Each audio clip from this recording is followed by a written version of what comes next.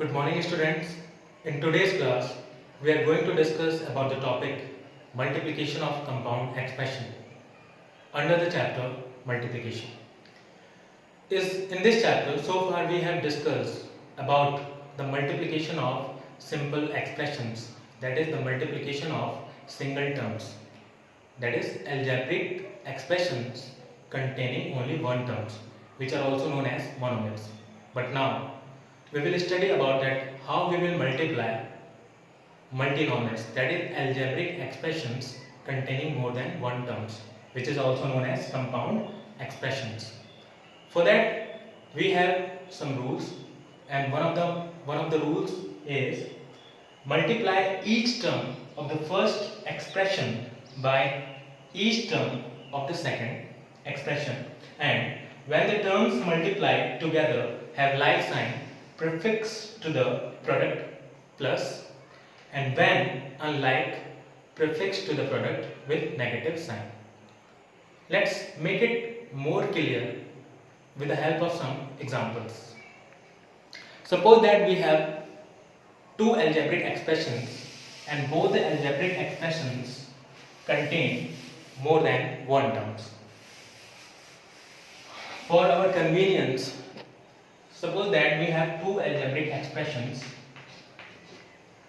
having two terms. The first one is x plus 7 and the second one is x plus 8, and we have to perform multiplication between these two algebraic expressions. For that, what we will do here, we will just first of all make both the algebraic expression inside the bracket, so that we can easily distinguish between both the algebraic expressions. Now, according to the rule, we have to multiply each and every term of this first expression to the each and every term of this second expression. That is, we will just put here the first term of the first algebraic expression and multiply it by the whole bracket of second expression. Look like this. We will follow the same procedure again. We will put the second term of the first bracket and multiply to the whole bracket of the second algebraic expression.